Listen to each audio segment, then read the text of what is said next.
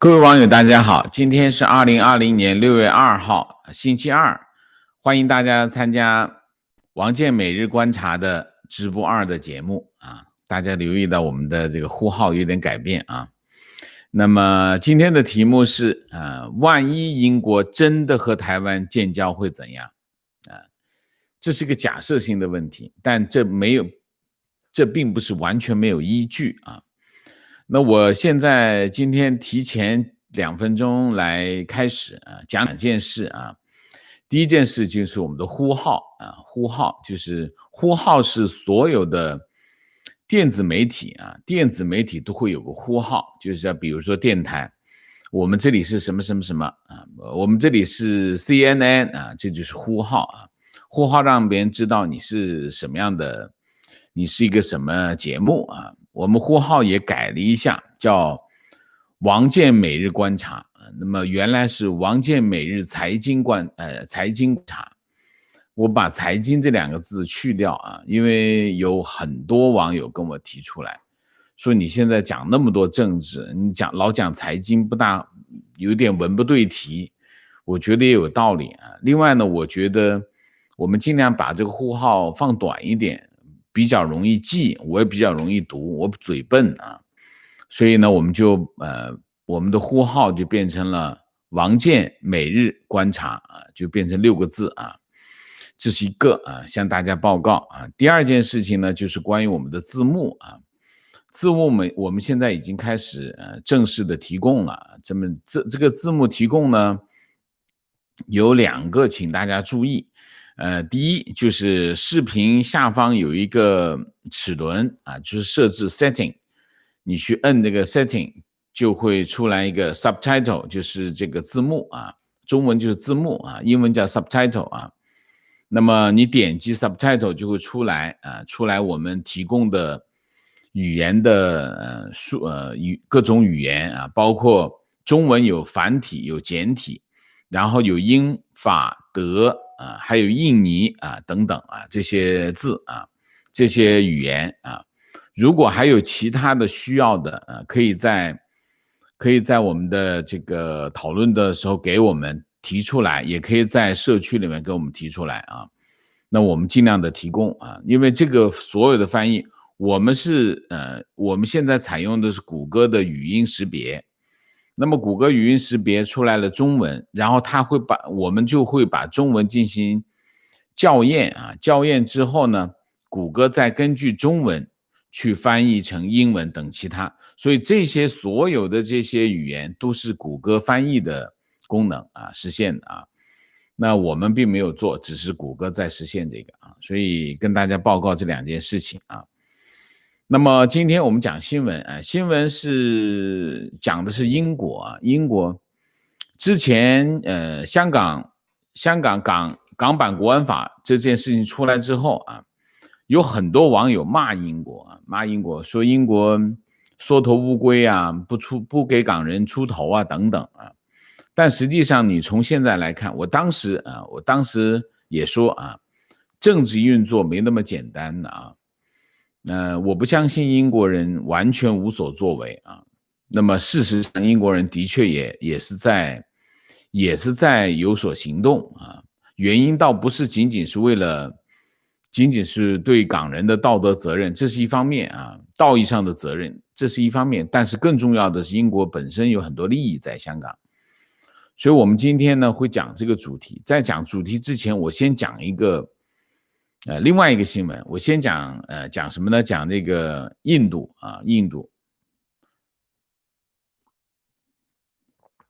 最近呢中印边界呢不平静那么印度方面说呢，他们在这个加勒万谷地修一条公路然后就中国军方的人员去阻挠，双方发生了冲突，发生了肢体冲突，然后中方就否认这个地方有冲突但是实际上大家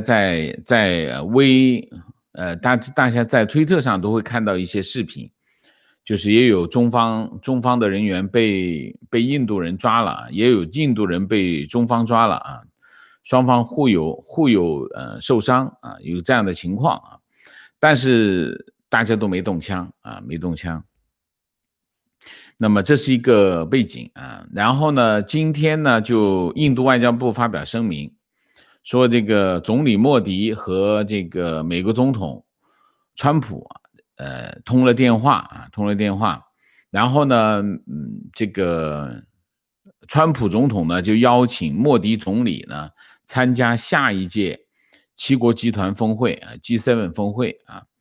那么当然穆迪很高兴就要去了啊，大概是一件这样的事儿。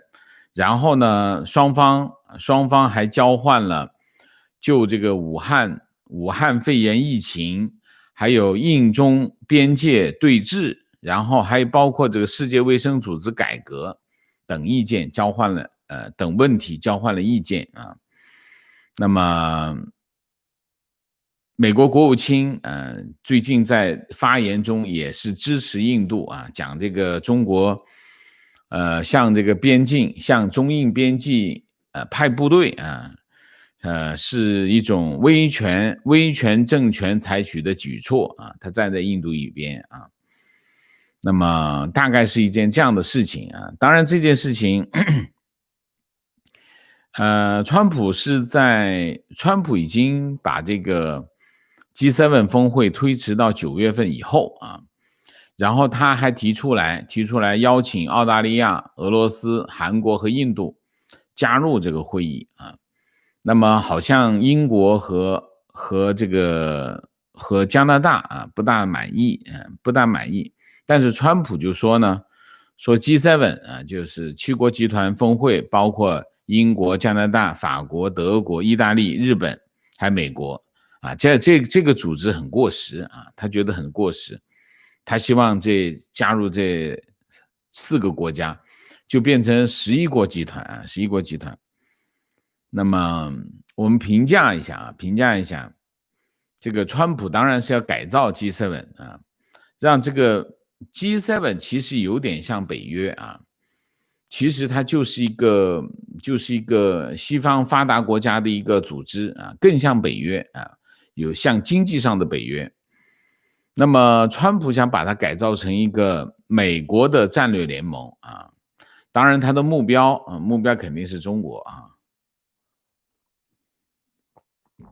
这个不是我说的啊，这是赵立坚说的。赵立坚说啊，说这个行动呢是针对中国搞小圈子，不得人心啊，也不符合有关国家利益啊。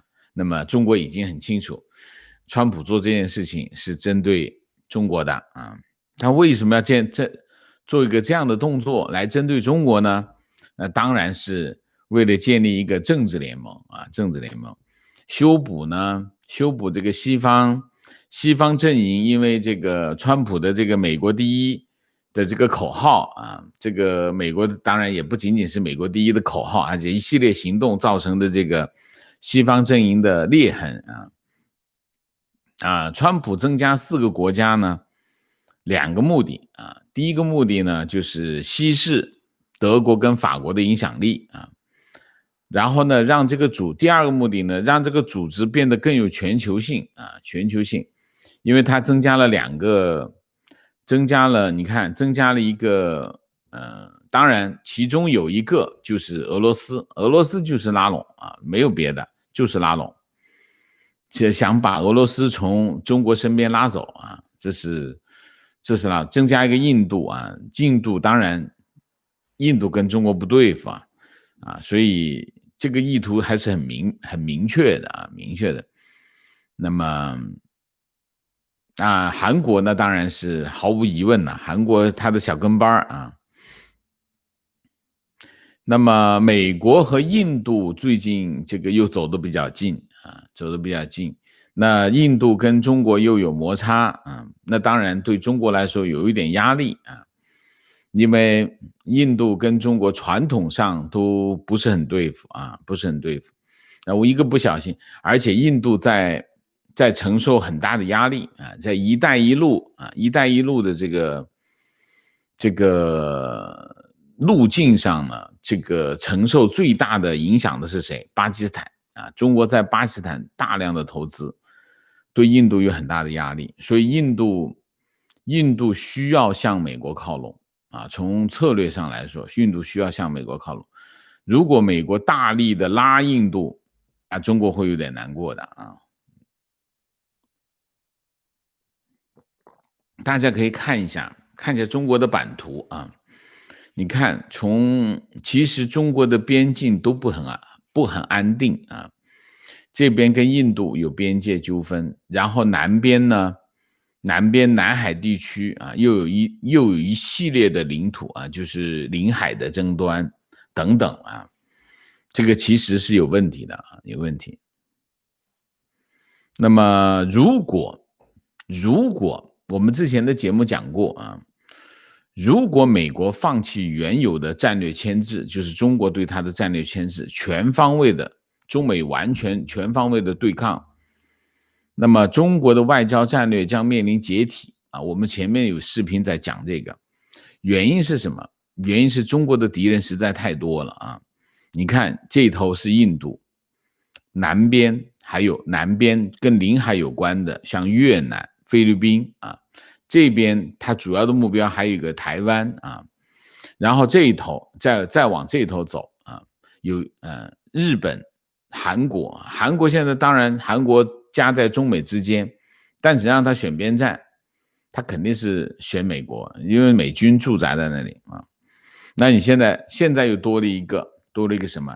英国啊，英国又来了啊。之前英国原因当然是因为香港啊，英国把香港的主权交回给中国之后，并不是英国跟香港就没有关系了，不是的啊，英国仍然是香港最大的投资者之一啊，英国企业在香港仍然有巨大的利益，原有的英国的企业本来在香港就有巨大的市场份额啊，那么这个局面仍然是保持着，所以英国在香港有巨大的利益，这是第一条啊。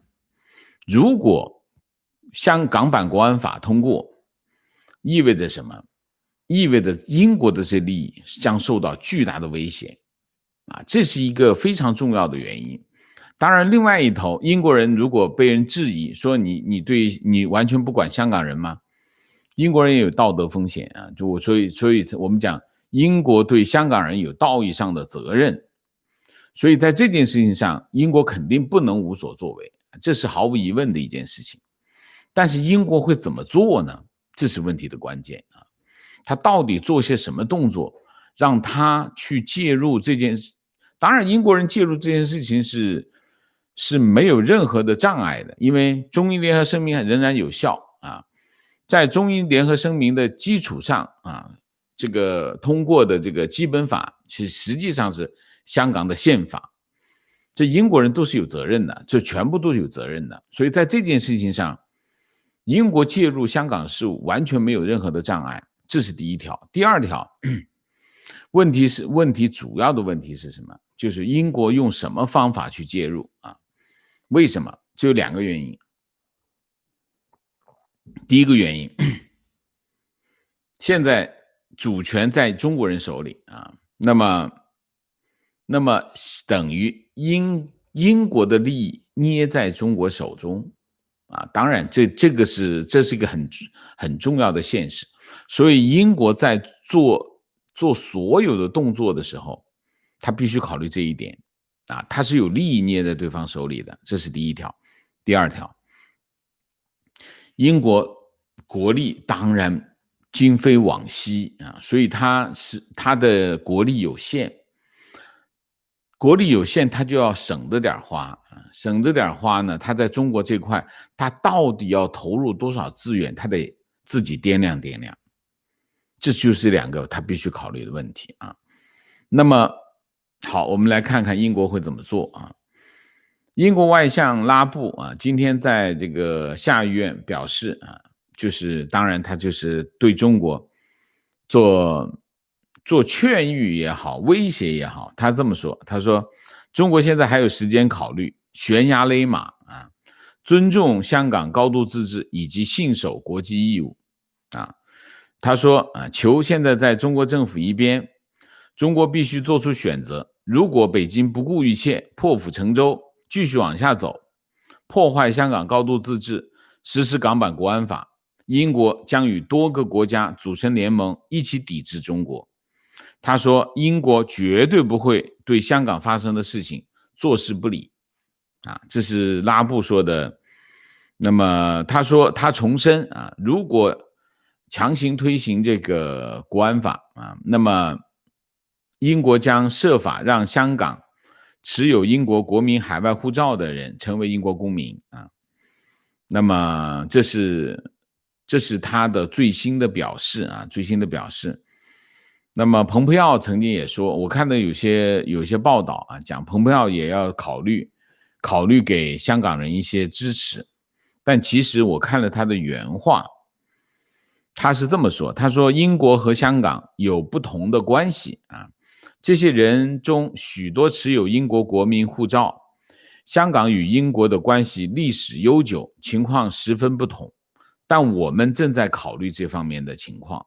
就是他说这番话是别人问他，美国有没有考虑欢迎香港人他是这么说的他没有具体的说如何欢迎香港人，也没有提到移民配额和签证的情况，所以在这个阶段美国不会动美国一定要看一下英国怎么说因为这里面涉及香港人其实跟英国人还是有关系的那肯定要看一下英国人做什么，在美国要跟英国协调这个立场那么当然我今天这个题目跟这些全部都没有关系，跟什么有关系？跟我即将讲的这件事情有关系。什么关系？就是英国的周日快报Sunday Express是最早爆出来说英国会给香港人居留权公民权的这份报纸这份报纸其实前天就爆出来什么呢？爆出一个消息，说英国政府正在考虑进一步支持台湾有可能未来5年有可能承认台湾，这是个爆炸性的新闻。你想一下，这别说2年前、1年前，就是2个月前，没有人想过这件事情，没有人想过英国会跟台湾建交，这是什么概念我先讲讲这个新闻，因为我没有报前天的新闻我没有报。这个消息人士告诉周日快报，如果我们最终承认台湾，并与其他国家一起以军事资源捍卫台湾，不要感到奇怪，不要感到惊讶这是这样而且继续消息人士还说，如果中国保持目前的发展轨迹就是推行港版国安法，那可能会改变什么呢？改变英国在台湾问题上的立场。那么在此之前，英国可能采取的行动是什么呢？第一，提升英国和台湾之间的外交层级第二，帮助台湾在国际机构发声比如说世界卫生组织大会等等。第三，英国还可以做很多直接的事情，比如说蔡英文曾经向英国提出来向英国提供这个潜艇的零件大概是一些这样的事情。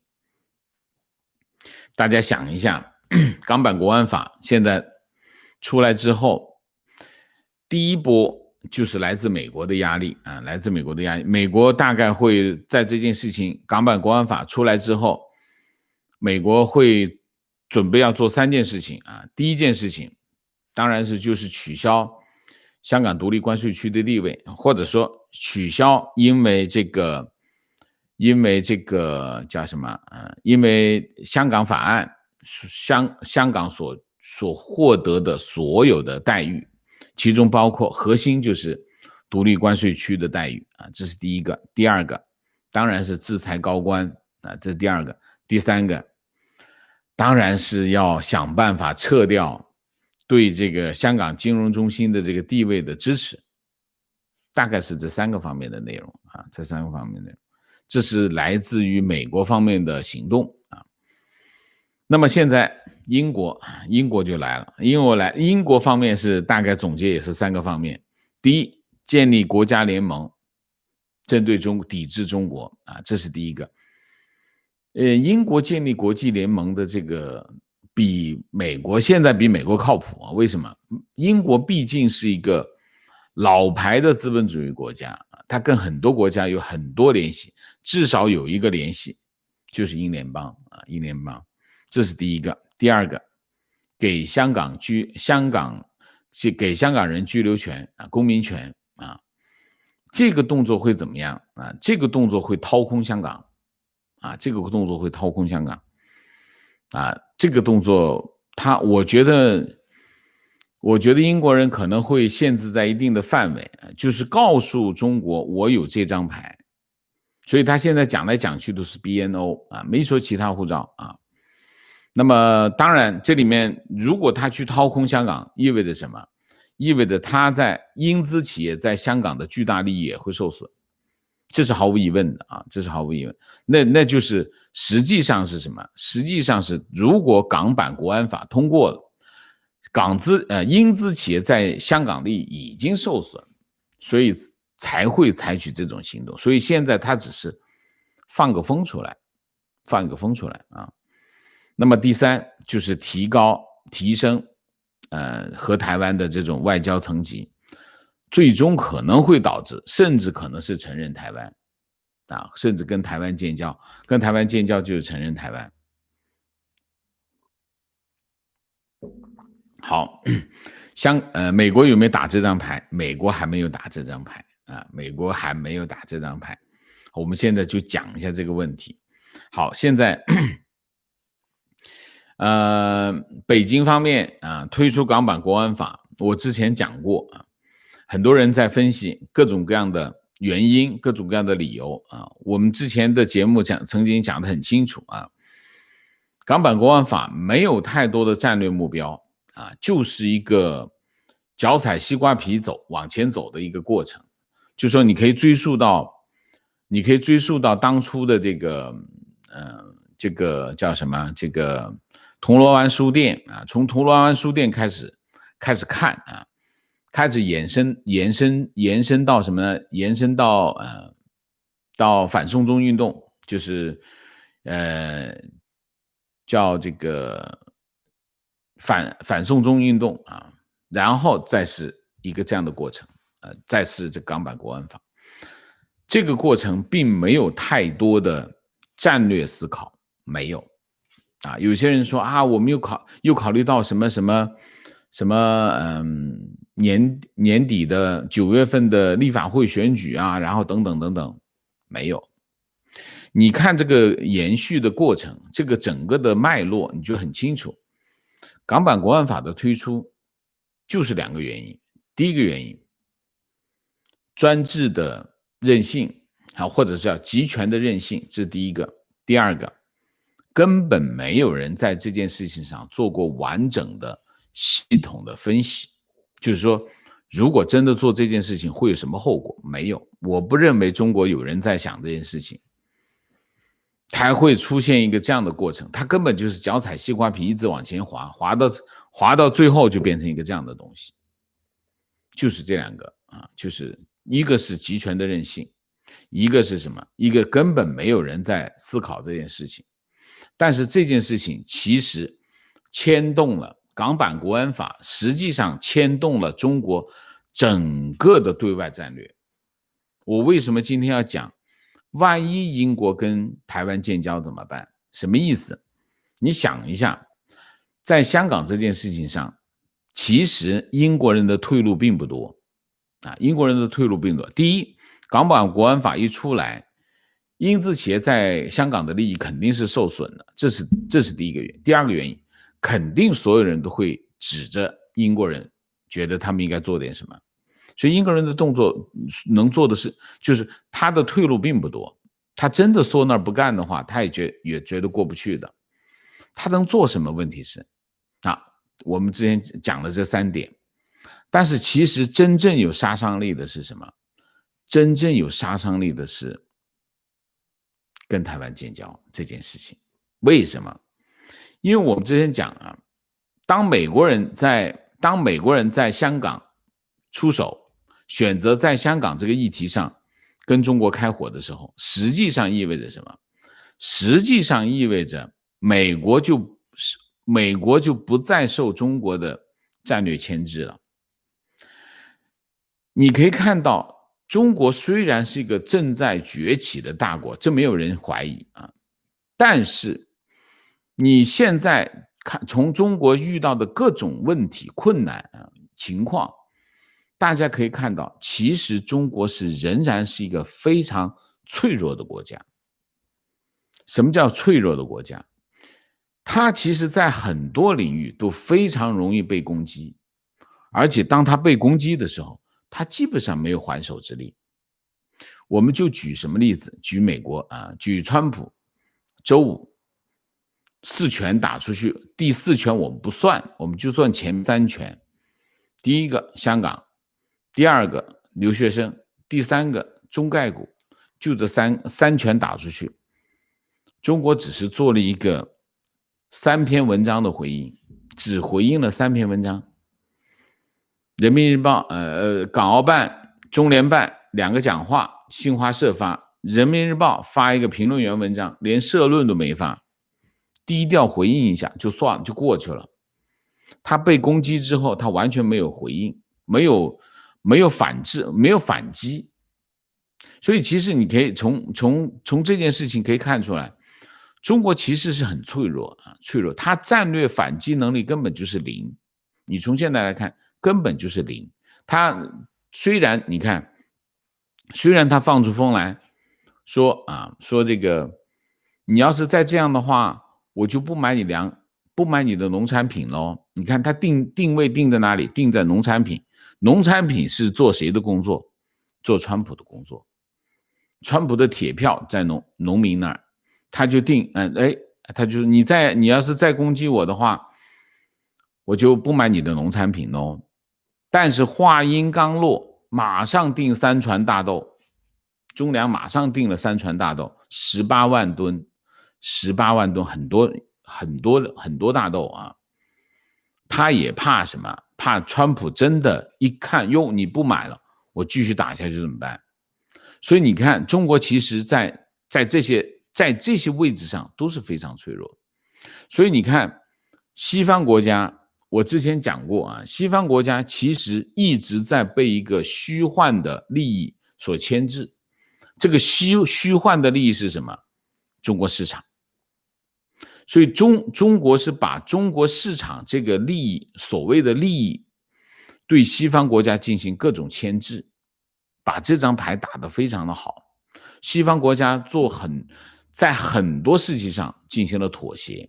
我前一个视频这个批评西方的左派啊，但是不仅仅是左派，其实西方的这些政府都被这些市场利益所牵引。但是当这些国家和中国正面对抗的时候，那真的如果放弃这种市场的牵制作用的时候，那你可以看到，其实中国有很多的破绽。这些破绽是什么？你看，美国跟印度走近一点，中国会难过吧？美国跟越南走近一点，中国又难过吧？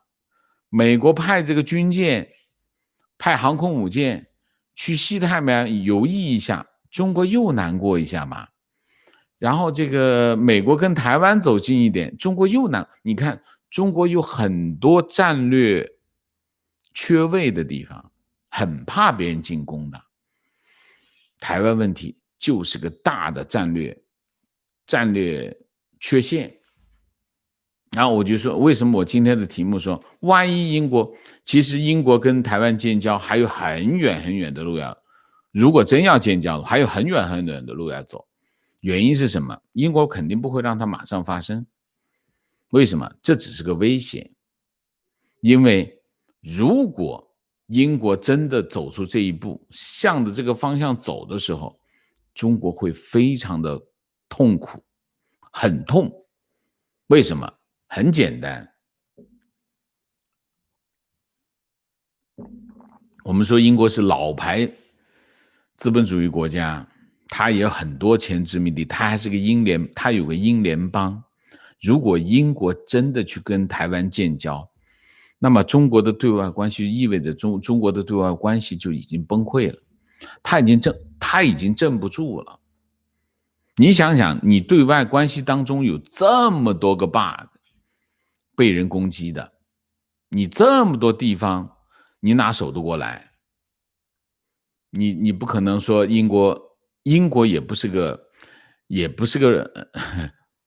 你说啊，我不行，我跟你打仗，没那么简单吧？你不一定打得赢啊。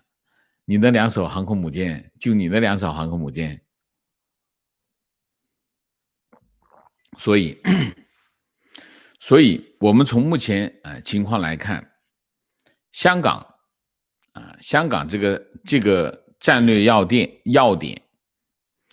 发生了港版国安法这件事情，让中国我们之前讲过一个非常重要的原则啊，或者是结果啊，就是中国在香港问题上付出了超出香港范围的代价啊，这就是在这件事情上，所以如果英国开始牵制，开始打这张台湾牌，其实英国放出这个消息来就开始打台湾牌啊，打台湾牌。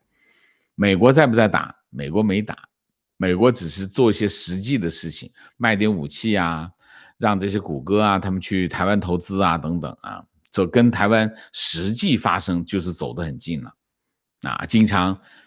而且很清楚，你只要解放军的飞机飞过中线骚扰台湾，美国的军舰就沿着台湾海峡走一遍，航母跑到西太平洋来，就这样，美国就做实际的动作，美国还没有开始打台湾牌。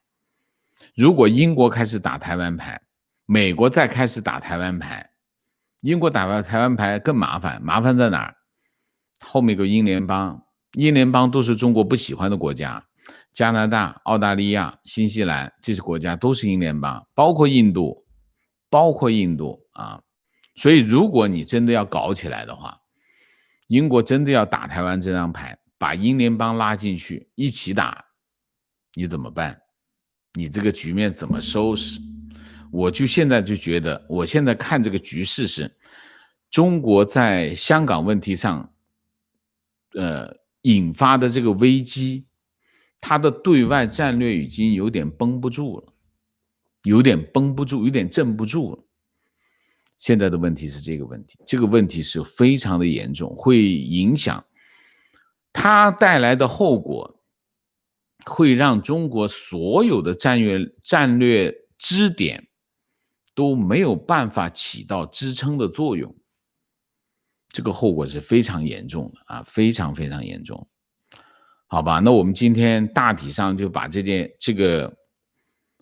事情跟大家报告一下。那我们今天的主题就讲到这里，我们下面就进入互动啊。进入互动之前，例行公事，请大家点赞啊，请新来的网友订阅，请大家加入我的会员，支持我做更好的节目啊。我今天再报告一下啊 ，YouTube 又在对付我们了啊！为什么我要请大家点赞？点赞就是对抗限流。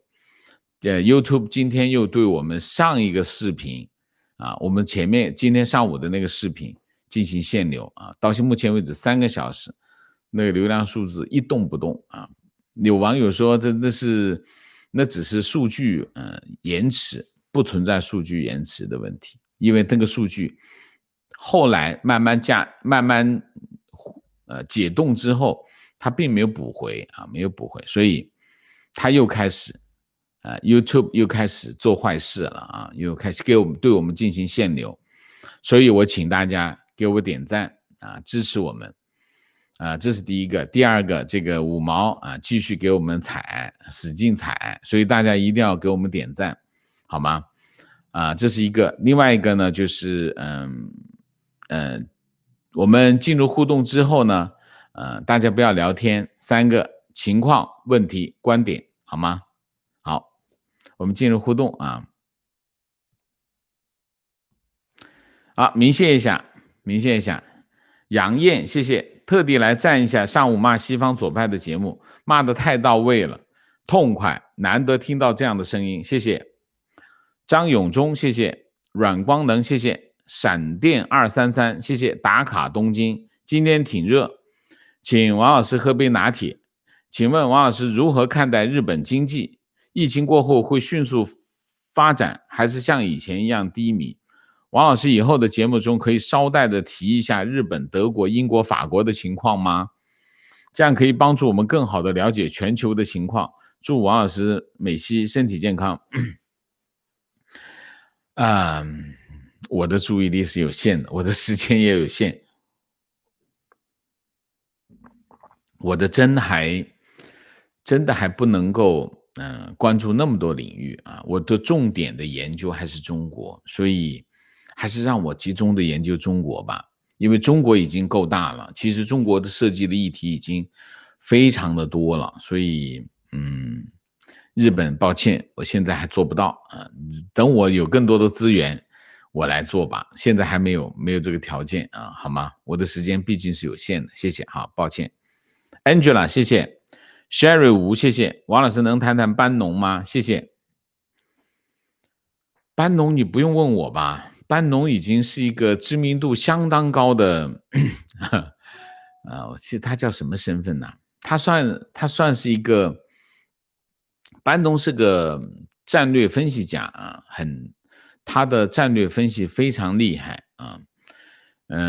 我很欣赏他的很多的观点当然他也有他的局限他有点偏激非常的尖锐非常的尖锐，但是他的眼睛非常毒所以他看有些问题看得很好但是他很激烈好吧，我很欣赏班农，我挺喜欢他他是一个很有性格的很有性格的这种学者型的吧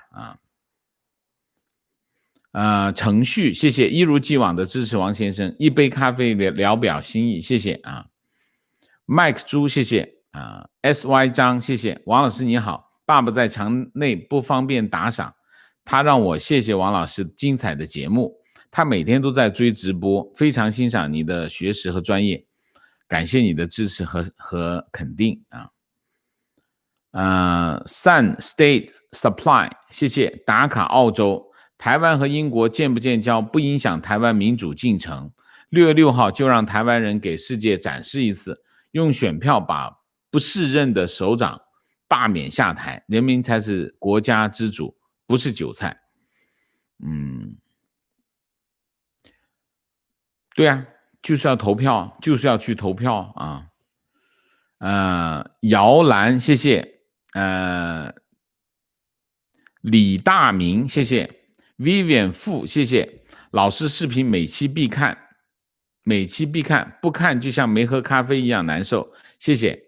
MMM 包，谢谢，请大家动起来，点赞、订阅、转发、加入会员，谢谢。李志毅，谢谢，支持王老师。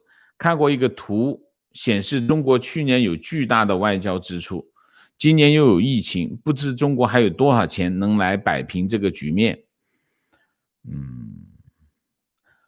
我看那个图，我也看到那个图，我不确定那个图是不是真实的我有一点怀疑，因为我当时看的图在路上没有时间去查资料，所以没有结论曾明奇，谢谢。果喷塞，谢谢。好，我们现在进入互动问：美国政府拥有世界上最先进的武器，为啥美国人还敢暴乱？答：美国的武器不是用来对付美国人的，是用来对付外来侵略的。美国政府敢对付美国人的只有法律。非常棒，答的。提问：中国南海的领海是什么时候划定的？有得到国际承认吗？没有得到国际承认。中国在南海划的这个国民政府就划了啊。观点：西方的白左问题很严重，这些白左都是一帮没有才华、不是生产的人。老实讲呢，我对白左这个名词呢，我是不大认同的啊，不大认同的。左就左，不一定是白啊。还有白左，他的这位网友在给白左里面装他的内涵。我觉得白左是一个假概念啊，白左是个假概念。我觉得我不大同意这个。首先我不大同意白左这个词啊，白左这个词是我认识非常偏颇的啊，所以我不支持啊。观点：中国在崛起吗？从官媒到自媒体都在指鹿为马的造谣，说明实际情况没有一件能够提升士气。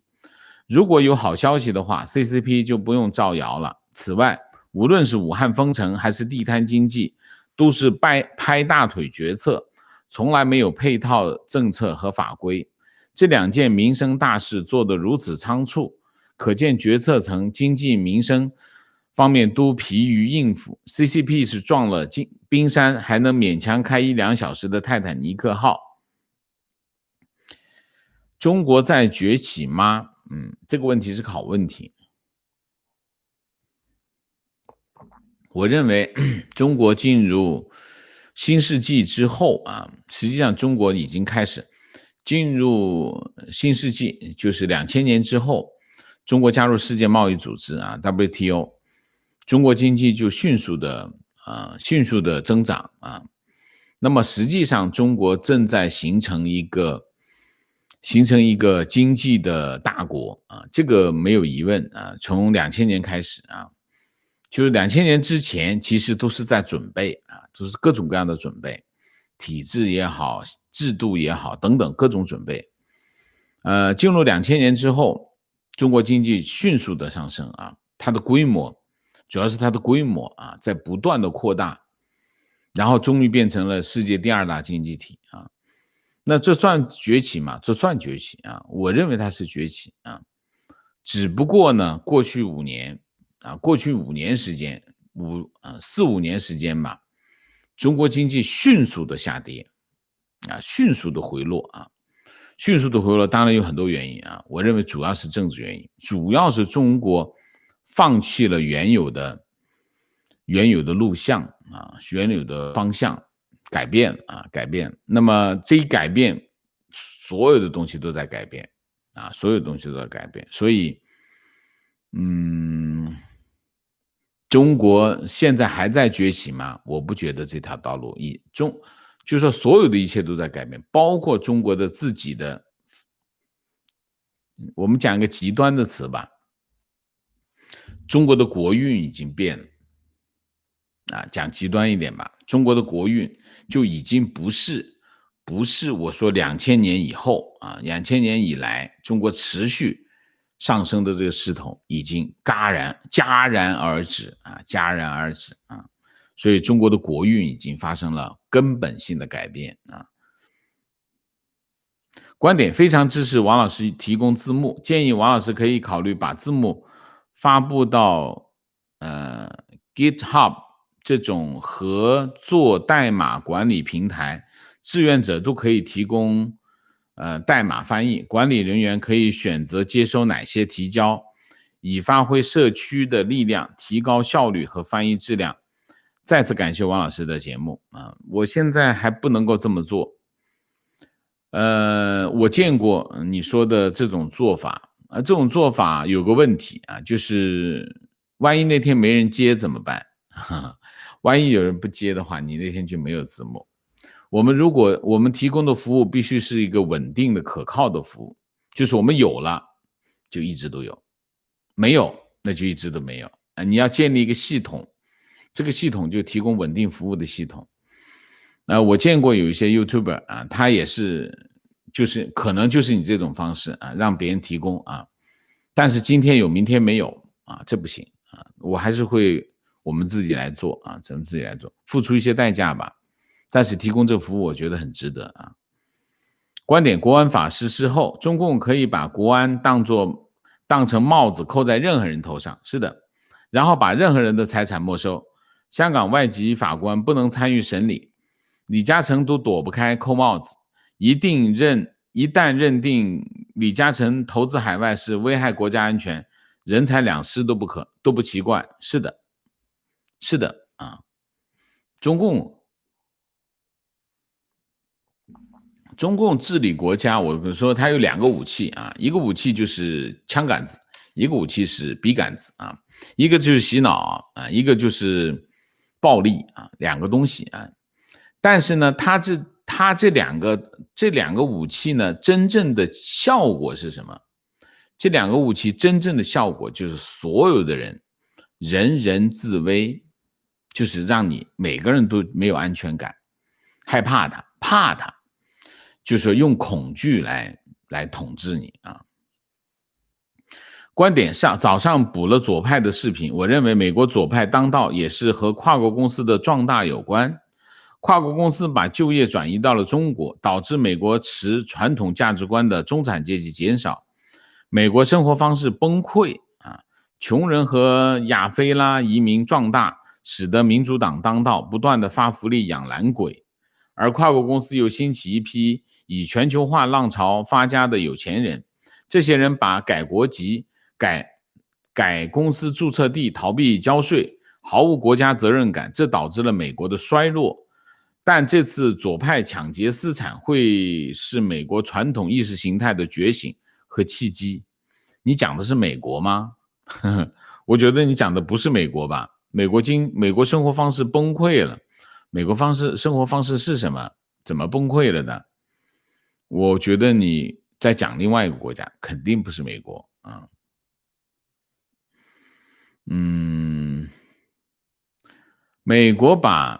美国的产业升级，其实在80年代就已经完成了啊。美国的产业升级就是美国把制造业转移出去啊，它把资源集中在哪些领域？高科技、互联网这些高科技领域啊。所以美国才能够只有把这种传统的制造业转移出去，它才能够腾出空间来发展这种高科技领域啊，这些产业啊。没有这些产业升级，美国不可能发展出高科技来，这是第一个啊，这第一个。美国发展出高科技之后，美国的竞争力比原来强了不止10倍，可能上100倍都有啊。所以并不是说美国产业升级之后，穷人就更多了，不是的啊，不是中产阶级减少，是中产阶级扩大了啊。所以你对美国的基本情况都没有掌握，所以我认为你的评价是不对的啊。提问：王先生你好，一直在听您的节目，您对形势分析得非常透彻，越发对中国的未来感到绝望，特别想知道能不能有办法走出困局。中国的困局有啊，肯定有啊。解铃还须系铃人啊，中共自己得改弦更张啊，回到改革开放的路线方针上来啊，对吧？如果你在现有的道路往前走，就像那个英国外相拉布说的，你在沿着现在的轨迹往前走，那就是悬崖峭壁呀，是吗？所以走出困境很简单，回到改革开放的道路上去，没别的，就这一条啊。情况，加拿大今天重拳出击，3大电讯商都已经宣布不用华为 5G 设备，华为进不了北美市场。是的，我也看到了。提问：王老师怎么看中石油为什么年年亏损？因为垄断呢，国企啊，国企它就垄断市场，它就没有动力提高效率，所以年年亏损。还有没有中间有没有问题？有啊，贪污腐败啊，贪污腐败啊，所以他第一，他没有提高效率的动力啊，因为他垄断，他只要加价就行，对吧？这第一，第二，自己人管理啊，自己人管理那不就垄断，垄断了就贪污腐化，所以就这样。提问：中国要发展地摊经济如何看法？中国已经沦落到要发展地摊经济了啊。那么我说之前，我为什么说中国的国运已经为之改变？原因就是大家想一下，在5年前，在10年前啊，中国发展的最快的是什么？5年前吧，5年前，商场、购物中心，购物中心全中国在盖无数的购物中心啊。为什么盖购物中心？大家有钱啊，消费啊。过去10年，中国人的消费模式朝着2个方向发展。第一个方向就是网上购物，就是电子商务啊。中国人接受电子商务，电子商务对中国人的消费习惯影响最深刻，这是第一个方向。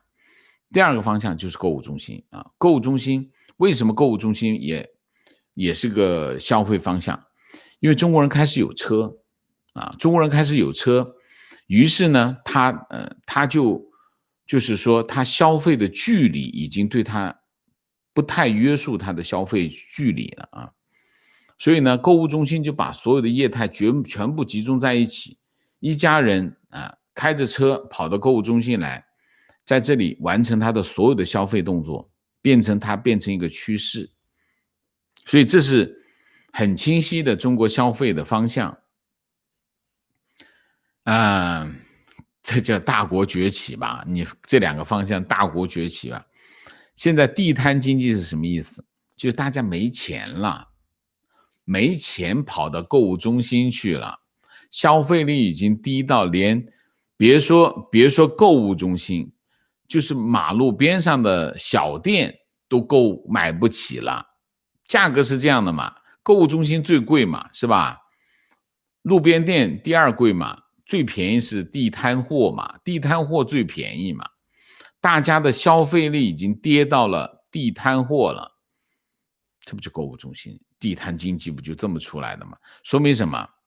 第一，收入下降；第二，大量失业；第三，没有可能再找到工作了，就这个人。所以经济已经差到这个地步，叫什么？广东话怎么说？广东话叫衰到貼底呀，就是差到贴地了，已经差到地摊经济已经变成这个样子了啊！地摊经济说明经济已经差到这个样子了，所以还说什么大国崛起？那么所以国运不就完蛋了吗？你从这件事情你看到中国的国运是个什么情况？还吹牛，还有什么好吹的？情况地摊经济不收税也好，怕的是税1分钱不少。我有纽约地摊执照，免费申请，每年好像300刀的执照费，不过我搬家了，也就没管过执照费。提问：为什么产业升级就一定要把制造业外移呢？为什么不可以共存呢？精英阶层搞高科技，低层劳动阶层也可以搞制造业就业，不矛盾呢？它是这样的你一个城市就这么多人然后你就这么多空间如果你发展制造业，那你必须维持把这个你的整个社会的运作的机制，就是以制造业为中心。你比如说像底特律是个制造业的城市做钢铁汽车这些行业那这个城市的运作机制是以制造业，它的地价就不能太贵它的工人也不能太贵它的工资也不能太高，太高制造业做不出来的它也不需要很高的教育水平中学毕业就行。如果你要发展高科技的话，意味着什么？意味着你很多配套都要跟上你要大力的发展什么教育然后要大力的发展什么科研，然后你才会有高科技出来。那你整个城市的形态就和制造业完全不一样。你不是高科技出来之后，制造业就会慢慢的排挤出去，它会被排挤。为什么？你制造业出来，你比如说你这里开了一个谷歌，在你这里写字楼一开，谷歌人的工资多少？他一来以后，房租马上就涨起来，房价马上涨起来，因为他们有钱，他工资高。那你这些工人怎么买得起这房子？买不起这房子，然后地价就上来，地价上来，工厂就没办法在这待了，整个社会成本都上去了。为什么？高科技竞争力强啊，所以不是把制造业外移，是制造业没有办法在这里生存，他就走了，他就开始想我怎么办？我这汽车还要做，那我就往远处搬。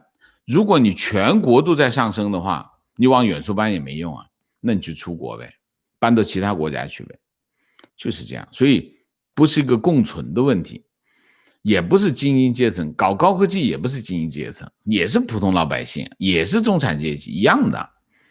低下阶层原来我跟你讲，如果你说是低下阶层连制造业都不会参与，低下阶层就是服务业，没别的。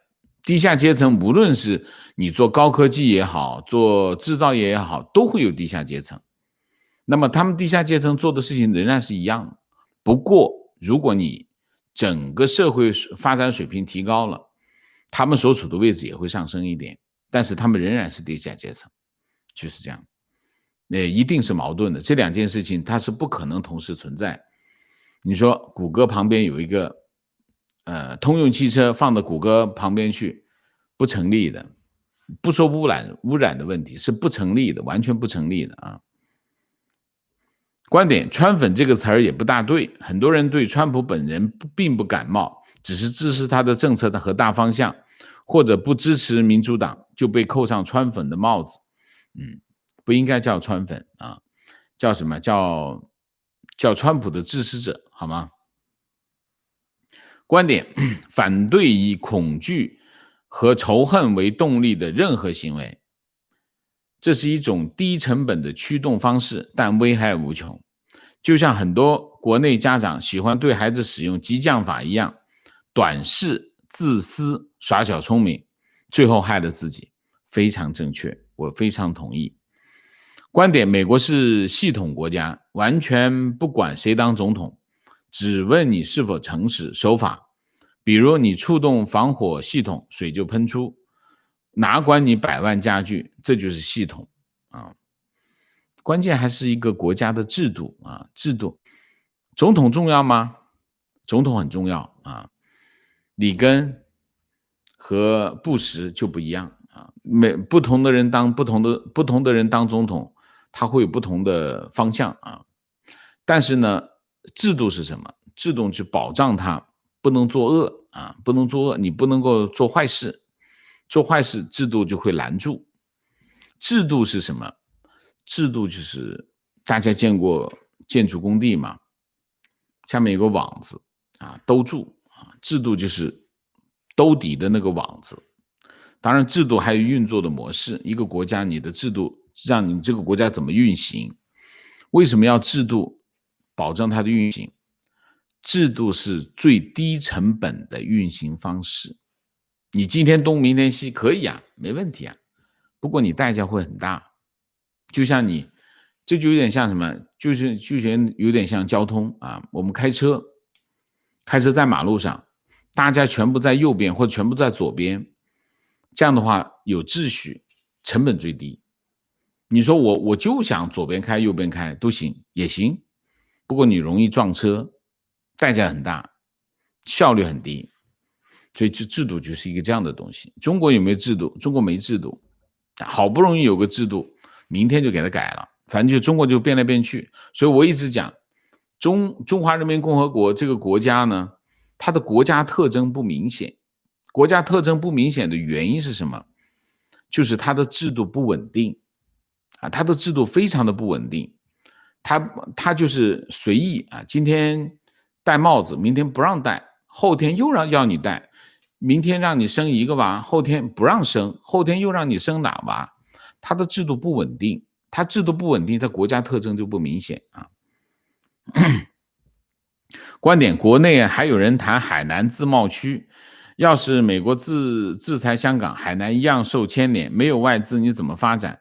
墙内人非常幼稚，这个道理也都不懂。这不是习近平又写了个指示嘛？啊，很搞笑啊！就是我们前天吧，我们谈过这个问题啊。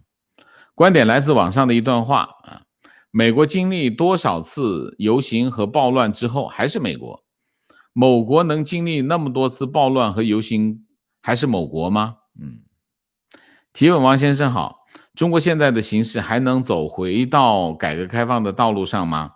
有能促使改变的力量吗？好问题。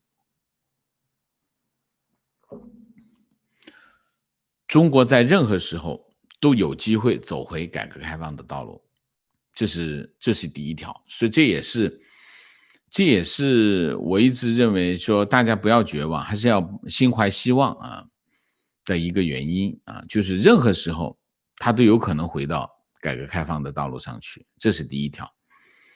第二条，有没有促使改变的力量？我暂时没看见，啊，但是仍然是有可能的啊。情况刚才看到墙内南都的新闻，临政宣布香港18万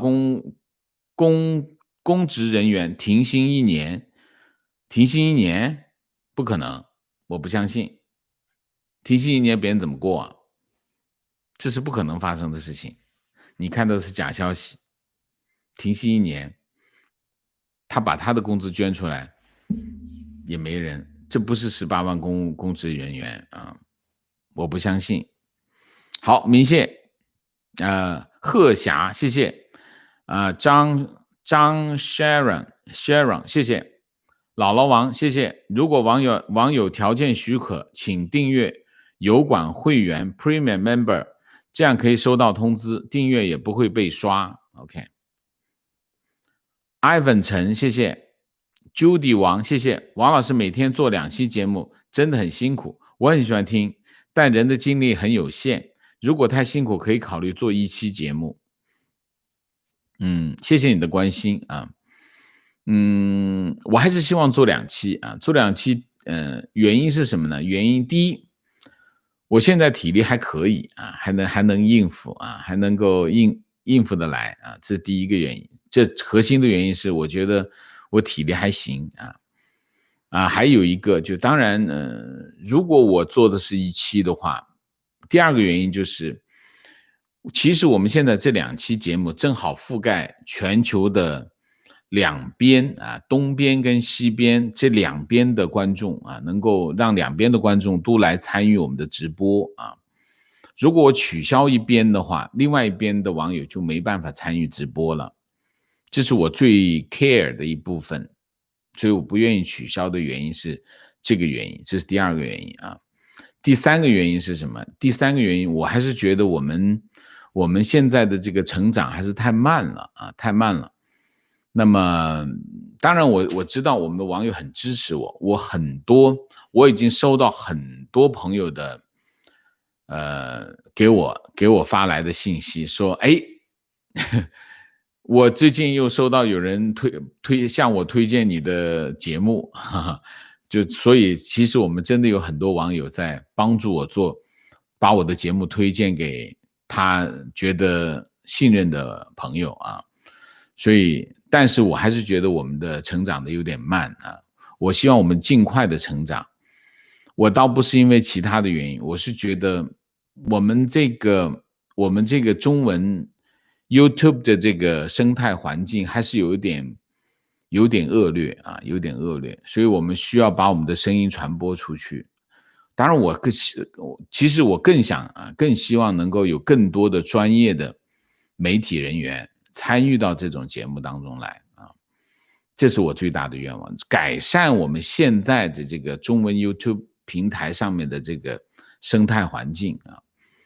就是我讲句不好听的话，中文的这种 YouTube 的这种平台，特别是新闻时政类的，胡扯的太多了啊，胡扯的太多了。所以我希望更多的，我自己本身我也希望我成长的快一点，这就是这几个原因，所以我会坚持做2期。当我觉得实在是有点累的时候，我再考虑做1期，好吗？谢谢你，谢谢你的关心啊。